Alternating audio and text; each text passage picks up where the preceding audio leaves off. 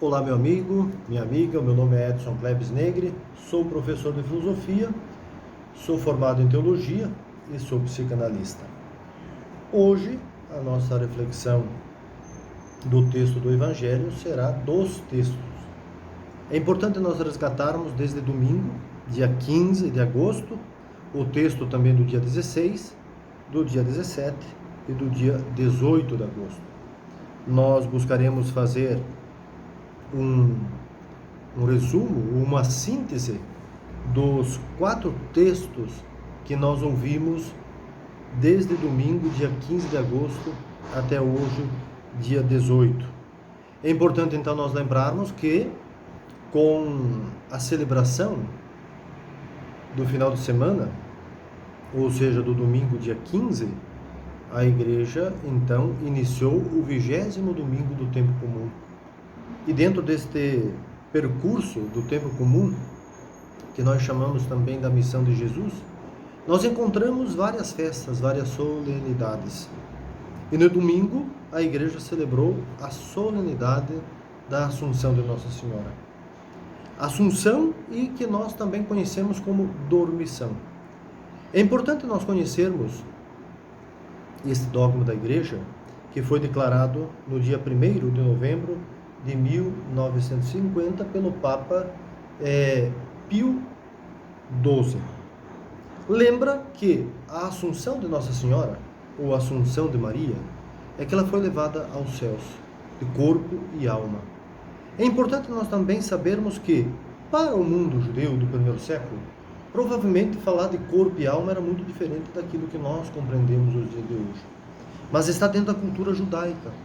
É importante nós lembrarmos que corpo e alma, para o judeu, vive uma unidade. Na unidade do corpo e alma, nós temos a vida. E na ressurreição, nós temos um corpo glorificado. É importante nós entendermos que a Assunção de Nossa Senhora também é um convite para nós, cristãos e cristãs, sentirmos a nossa própria ressurreição. Ou seja, por intermédio da Assunção de Nossa Senhora, nós também lembramos da nossa própria ressurreição. Ou seja, a vida, ela não esgota, a vida, ela não termina. E é importante nós então percebermos que este nome, Assunção, porque foi levada aos céus, é diferente da ascensão de Jesus, que é ele que sobe aos céus. Na Assunção, Maria é levada. A dormição significa, nós sabemos, já citamos em outros momentos, em outros vídeos, significa a morte da pessoa. Ou seja, todas as vezes que a Bíblia, principalmente nos textos do Evangelho, dos Evangelhos, nós encontrarmos a palavra dormição, ou dormir, nós vamos ter a palavra morte. Maria também morre. O próprio Jesus morre e ressuscita. Lembremos que Maria, ela é incorruptível, mas não quer dizer que seja incorruptível na questão do corpo, da carne. Nós sabemos que a nossa carne, sendo nós humanos, o corpo se deteriora. E não é porque o corpo se deteriora que a pessoa se deteriora enquanto pessoa, enquanto filha ou enquanto filho de Deus. Lembremos que a ressurreição é num corpo novo. É importante nós lembrarmos isso. Segundo os ensinamentos da teologia cristã, a ressurreição é um corpo glorificado. Ninguém consegue entrar na dimensão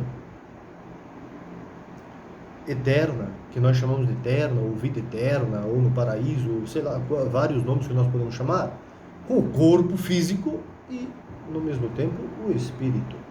É preciso ter um corpo transformado.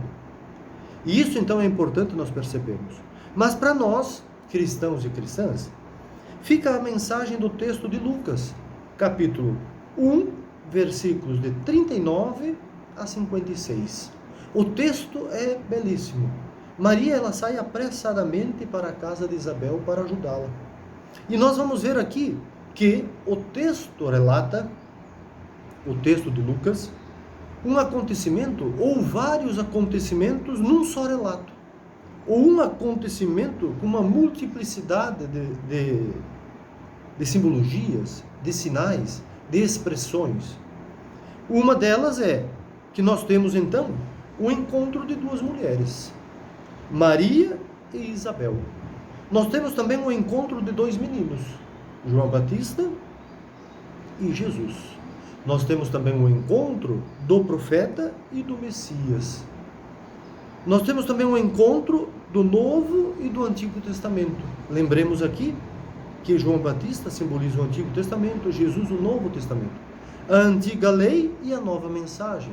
A antiga lei dos profetas, representado aqui no João Batista, e a nova mensagem, ou o novo ensinamento de Jesus, que é o Evangelho. Nós temos dois ventres, o de Maria e de Isabel, cheios de vida, de esperança, de vida nova e de graça divina partilhada. Então é importante nós percebermos nesses fatos que a Assunção de Maria, aí se encaixa então dentro desta mensagem do Evangelho de Lucas, porque no texto nós não encontramos a palavra Assunção.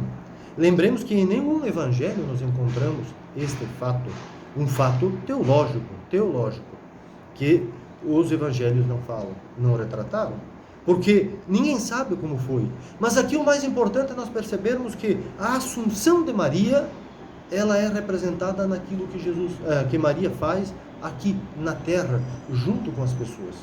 Quando ela ouve a necessidade da sua prima Isabel, ela vai apressadamente, porque quem necessita tem pressa de receber ajuda. Isso que é bonito. É bonito nós percebermos a presença de Maria fazendo também toda a diferença nas bodas de Caná. Então, meus amigos e amigas, que possamos aprender, ou tiremos esta lição, este ensinamento. A Assunção de Maria é ensinar para nós o quanto que nós todos também somos agraciados por Deus. E é perceptível que, quando Isabel chama Maria, que ela recebe a graça, bendita és tu. Veja, a vida é bendita, toda vida é gratuita, toda vida é graça. E também nós temos, no mesmo domingo, dia 15, o texto de João, que já fazem alguns domingos que nós estamos vendo, estudando, refletindo. E o João, no texto do Evangelho para as comunidades joaninas, falarão então que Jesus é o pão. É importante nós vermos que no texto de João, capítulo 6, versículos 51 a 58, nós encontraremos esta partilha do pão, que é o próprio Jesus. Jesus que se faz pão, Jesus que se faz partilha, Jesus que se faz bondade, Jesus que se faz gratuidade, Jesus que se faz fraternidade, Jesus que se faz alimento, Jesus que se faz sustento, Jesus que se faz alento. Lembremos que estas comunidades viviam no sofrimento, muito sofrimento, de N maneiras, doenças, fome, guerras, fugas, mortes, assassinatos. São as comunidades, as primeiras comunidades, elas estão dentro desse contexto violento. E quando Jesus se faz pão, quer dizer, é um convite também, né? Jesus está querendo nos dizer, façamos pão, alento, alimento uns para os outros. Eu sou o pão da vida. E quando Jesus utiliza essa expressão, ou quem escreve o Evangelho utiliza desta expressão, nós vemos que Jesus, ele faz parte, ou quer fazer parte também, na vida íntima de todos nós.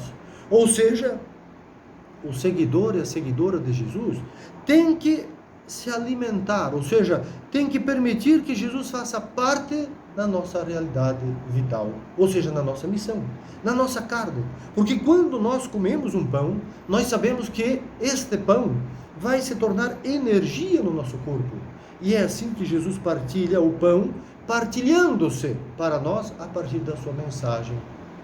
É importante nós sentirmos que Jesus, então, é alimento, porque ele também se faz presente nas nossas células, no nosso corpo, na nossa carne, como dizem os judeus, e no nosso espírito, na nossa fé, na nossa missão de cristãos e cristãs. Então, nós também podemos fazer nos pães uns dos outros, alimento para aqueles que sofrem. No dia 16 de agosto, nós também lemos e refletimos o texto de Mateus, capítulo 19, versículos 16 a 21.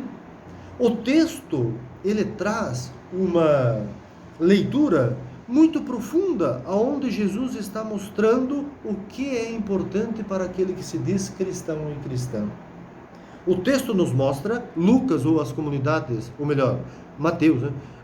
Mateus ou as comunidades matianas nos mostram que para ser discípulo e discípula de Jesus, não é suficiente nós sabermos de memória ou de cor salteado as leis, os preceitos, os mandamentos. Tudo isso são também importantes, mas são insuficientes. Porque Jesus não quer mais aquilo que os fariseus, doutores da lei, sumos sacerdotes, anciãos, escribas já faziam. Jesus quer que façamos diferente. Não fiquem ou não fiquemos repetindo leis, normas judaicas do Antigo Testamento ou mosaicas. Jesus estava dizendo: vamos para aquilo que nos interessa. Afinal, acreditar em Deus ou acreditar na presença divina é buscar transformar a realidade da vida. É ser responsável também por aquilo que o texto de Mateus vai sempre nos alertar e nos orientar para a justiça. Se existem famintos, por que existem famintos? Vejamos que para o contexto judeu, o judaico do Antigo Testamento, e até mesmo no Novo Testamento nós vamos encontrar os evangelistas relatando isso. Para o judaísmo do primeiro século e do Antigo Testamento, ser rico era sinônimo, ou melhor, não era sinônimo, era sinal que você estava sendo agraciado por Deus.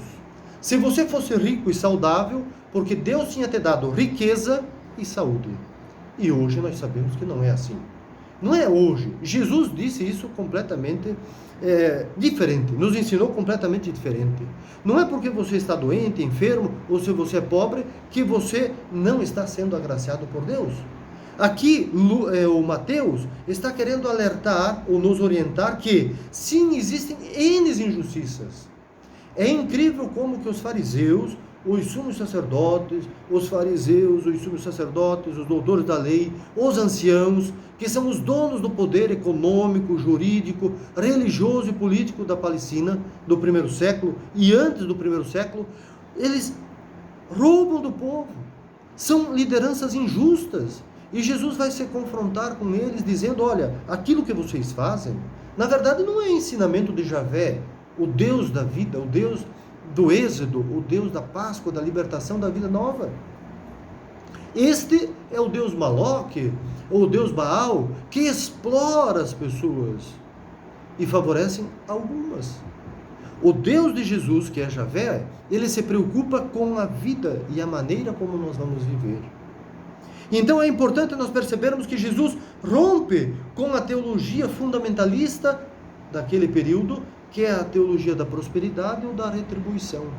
Da prosperidade porque para você ser rico ou bem-sucedido, você tem que ajudar o templo, você tem que fazer isso, fazer aquilo, assumir os preceitos, e no mesmo tempo a retribuição é, você faz isso e Deus te dá isso. Jesus não vai dizer isso, não vai ensinar isso. Por quê? Porque Jesus traz o Deus da bondade e da gratuidade.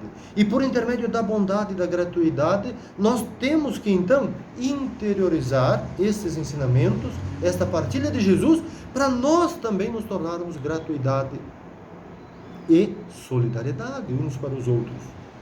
No texto do dia 17, também é o texto de Mateus, capítulo 19, versículo 23 a 30, nós vamos encontrar que a comunidade de Mateus, ela é convidada para ousar. Qual que é a ousadia? Vejam, ousar no sentido que temos que também nos despojar. Porque o Jesus até faz uma metáfora, ou faz um paralelo, né? Onde vai dizer que para entrar na porta, ou seja, no reino dos céus, nós temos que também ser solícitos, temos que ser despojados. E na metáfora que Jesus vai dizer, ele utiliza o termo camelo, agulha, porta. Vejam, é mais fácil o camelo entrar pelo buraco da agulha do que o rico entrar na porta do céu. Esta metáfora que Jesus está dizendo é porque nas primeiras comunidades, muitas vezes construídas nas rochas, pessoal, Na Palestina, muitas rochas, muitas pedras e muitas cavernas eram esconderijos dos primeiros cristãos. E eles faziam uma proteção, assim, com uma muralha, uma pequena muralha de uns 2 metros de altura, de pedras, onde passava somente uma pessoa. E os cristãos sabiam onde havia esses esconderijos. E quando vinham então os soldados romanos com seus cavalos, escudos ou flechas, arcos, os cristãos entravam por meio desta muralha, 2 muralhas, assim, de 1/2 metro talvez de largura, onde o soldado não conseguia passar nem com o escudo, nem com a lança, jogar a lança, porque o trajeto era apertado, e também não conseguia entrar com o cavalo. E por isso que Jesus então vai dizer que é mais fácil um camelo entrar, porque muitas pessoas que vinham para se proteger a vida deles e da família, entravam naquele buraco, não podia trazer nada. A sua riqueza tinha que ficar atrás, porque se ele trouxesse, já pensou nas suas costas, aquilo que ele tinha, ele não conseguiria passar por aquele viés, por aquela porta. E a porta de agulha, porque a porta que eles faziam era o símbolo de uma agulha. É só nós vermos até hoje as estruturas ou esculturas, portas e janelas, até mesmo dos judeus, dos árabes, até mesmo dos indianos, tem a mesma estética, parece um buraco de uma agulha. E a linha, ou a corda, se chamava camelo. Por isso que é mais fácil o camelo entrar. Mas não é com o camelo animal. O camelo era uma corda que recebia esse nome. Então é importante nós percebermos a metáfora. É claro que o céu é para rico, é para pobre, é para todos. Jesus trouxe para todos, partilhou para todos. Agora temos que ser responsáveis na nossa missão, de sabermos que se nós temos um pouco mais, é claro que nós podemos partilhar com aqueles que não têm. É injusto dizer que eu sou cristão e eu não partilho do pão para aquele que não tem. Se eu puder partilhar, se eu puder ajudar, ser fraterno, eu estou também estabelecendo o pão. Eu sou o pão. Jesus dizia, mas nós cristãos também, nós somos sim responsáveis uns pelos outros. Senão não tem sentido a nossa vida, nem vida social, comunitária, muito menos vida de fé no seguimento a Jesus. Jesus nos ensina também a partilhar. E Jesus, nesse texto, está nos convidando a sermos solidários. Ele não está criticando se você é rico ou não, mas sim o fruto da sua riqueza. Talvez nós questionarmos, se eu sou um bilionário, um milionário, como que eu consegui esse faturamento? Por que eu consegui? E aí começar a pensar o que eu posso também fazer com aqueles que não têm condições. Jesus, com certeza, ensina isso. Vejamos aquele ensinamento que Jesus também faz do homem rico e o Lázaro. Quem era Lázaro? Quem era o homem rico? Por que Lázaro era pobre? Porque o homem rico era rico? Então é importante nós percebermos que o ensinamento de Jesus é sempre um ensinamento para nós vivermos a fraternidade e experimentarmos na nossa vida a bondade gratuita de Deus, do Deus de Jesus, que é um Deus que é Pai e também que é Mãe. No texto do dia 18 de agosto, Mateus 20, versículos de 1 a 16, nós vamos também aprender com Jesus um ensinamento muito profundo. É um ensinamento onde Jesus vai fazer um paralelo nessa metáfora ou nessa parábola, a parábola da vinha, que podemos resgatar até no Antigo Testamento. O próprio profeta Isaías, o primeiro Isaías, porque nós temos 3 Isaías num único livro de Isaías, Isaías capítulo 5, versículo 1 e versículos seguintes, nós vamos encontrar onde o próprio Javé dirá ao profeta Isaías que Israel é a vinha cuidada, protegida por Javé. E nós todos sabemos e entendemos a importância da vinha no mundo judeu, ou no mundo judaico, no mundo semita. É da vinha que nós, cristãos e cristãs, nós conseguimos fazer aquilo que nós acreditamos que é também a presença divina a partir do vinho consagrado dentro da Igreja Católica, que é o vinho na celebração da missa, que passa pelo processo de transubstanciação, segundo a fé e segundo a teologia dos sacramentos. Então é importante nós percebermos isso. Mas aqui Jesus convida as pessoas a irem trabalhar na vinha. E ele cita o patrão. Mas quem que é esse patrão? Porque ele usa o nome de patrão.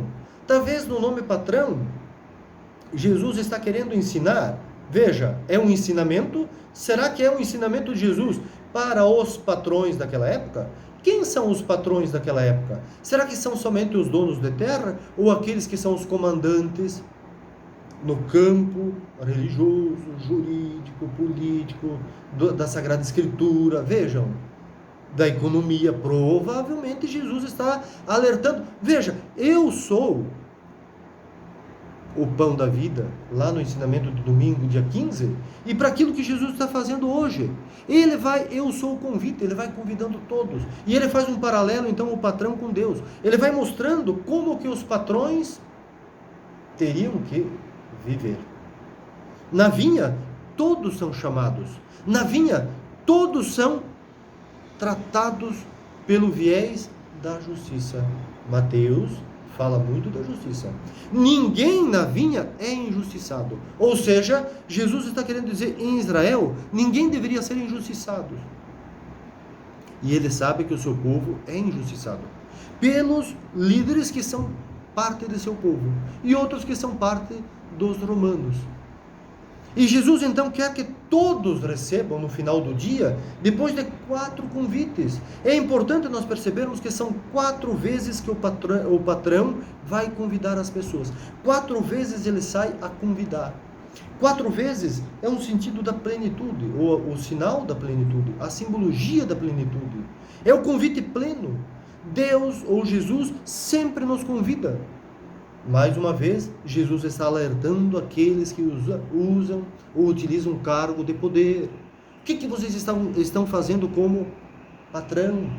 Vejam, vocês são patrões, mas a injustiça que nós temos aqui, os desempregados da vinha, ou os injustiçados da vinha, é porque vocês provocam a injustiça. Futuramente, aqui uns dias, nós vamos ver quando Jesus vai debater num dos textos com os fariseus, onde Jesus é firme, uma crítica, uma denúncia contra as falcatruas, as corrupções dos fariseus. Então é importante, meus amigos e amigas, percebermos os ensinamentos de Jesus sempre a partir da gratuidade. Esta moeda, aonde Jesus oferece àqueles que foram convidados na primeira hora e na última hora, a mesma moeda é para dizer que Jesus é gratuito com todos. Ele não mede esforços, ele não diz quem é melhor ou quem é pior, porque Jesus não faz isso. Mas aqui o texto, o evangelista também quer nos mostrar que os primeiros convidados são provavelmente os judeus, porque Mateus está escrevendo para os judeus. Então também ele quer enfatizar a importância dos judeus, do judaísmo, dos hebreus, que recebe então essa revelação primeira de Javé, dentro da teologia judaica cristã. Então é importante nós percebermos isso.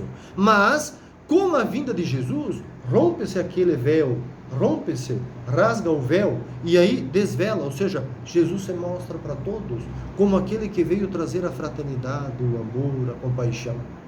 Vejamos que até mesmo o filho do pai, do filho pródigo, ou seja, o filho mais velho, ele também teve dificuldades de acolher o seu irmão e, no mesmo tempo, ele teve dificuldades de entender a bondade e a compaixão do pai, do seu próprio pai.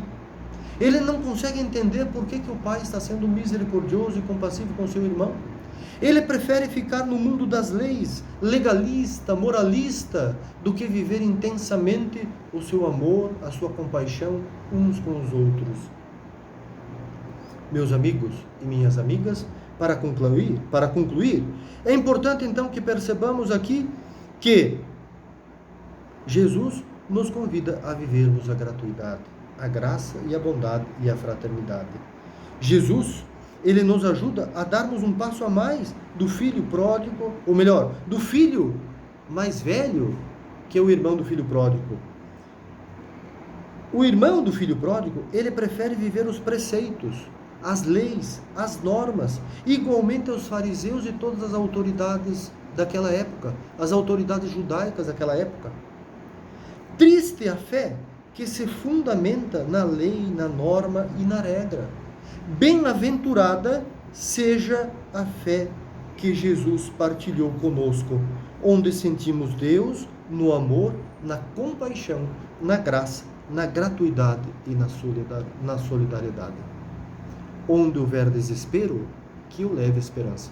Onde houver ódio, que eu leve amor. Onde houver tristeza, que eu leve alegria. Que o Deus de Jesus nos oriente e também nos alimente para vivermos a nossa fé na gratuidade. Um abraço a todos e a todas.